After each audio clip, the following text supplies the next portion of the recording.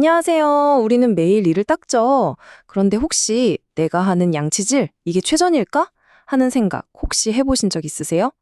오늘은 우리가 매일 하는 이 양치질을 한 단계 더 업그레이드 해줄 아주 간단하지만 정말 확실한 방법을 알아보려고 합니다. 이거 정말 답답한 질문 아닌가요? 나는 매일 열심히 닦는다고 생각했는데 막상 치과에 가보면 충치가 생겼다는 말을 들을 때가 있잖아요. 도대체 뭐가 문제인 걸까요? 오늘 바로 그 해답을 같이 찾아볼게요. 자, 오늘 우리가 함께 살펴볼 내용입니다. 먼저 매일 하는 양치, 과연 충분한지 짚어보고 올바른 도구 사용법과 절대 빠뜨리지 않는 양치 순서도 알아볼 거예요. 그리고 가장 중요한 충치가 잘 생기는 숨은 위험 구간과 스스로 잘 닦았는지 점검하는 방법까지 차근차근 따라오시면 됩니다. 네, 첫 번째 주제입니다. 사실 하루에 몇 번 닦느냐 그 횟수보다 더 중요한 게 있어요. 바로 어떻게 그리고 어디를 닦느냐는 거죠. 양치질의 질을 높이는 게 핵심이라고 할 수 있습니다. 그럼 어떤 도구가 필요할까요? 막 비싸거나 특별한 제품이 꼭 있어야만 하는 건 아니에요.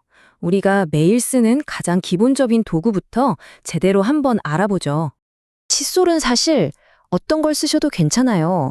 다만 이 칫솔 머리 크기에 따라서 장단점이 좀 있는데요.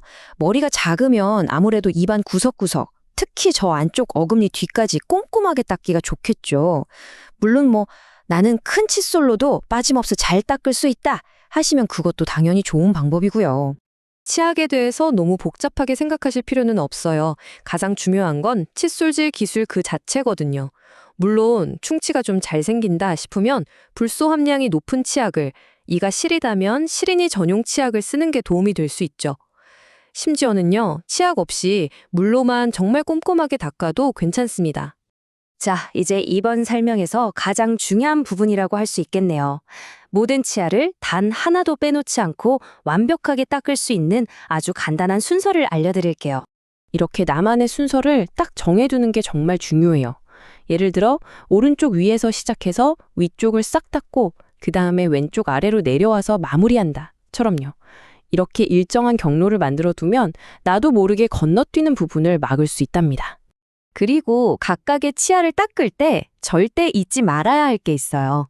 우리는 보통 음식을 씹는 면에만 집중하는 경향이 있거든요. 하지만 씹는 면, 바깥쪽 볼에 닿는 면, 그리고 안쪽 혀에 닿는 면까지 이 세 면을 모두 닦아야 한다는 거 꼭 기억해 주세요. 자, 이제 정말 중요한 부분입니다. 바로 충치가 가장 생기기 쉬운 숨겨진 위험 구간에 대한 이야기인데요. 특히 연세가 있으시거나 입안에 보철물이 있는 분들이라면 더욱 집중해서 들어주세요. 그 위험 구간은 어디냐면요. 바로 잇몸선입니다. 치아랑 잇몸이 딱 만나는 이 경계 부분에 음식물 찌꺼기랑 플라그가 제일 많이 쌓이거든요. 근데 정말 신기하게도 여기가 제일 닦기 어려운 곳이에요. 구체적인 사례를 한번 볼게요. 특히 어르신들의 경우가 그런데요.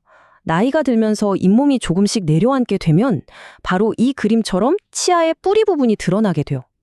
근데 이 뿌리 부분은 우리가 아는 단단한 치아 머리랑은 달라서 충치에 정말 약하거든요.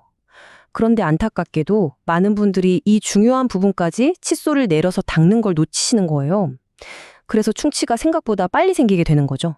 크라운이나 브릿지 같은 보철물이 있는 경우도 비슷해요.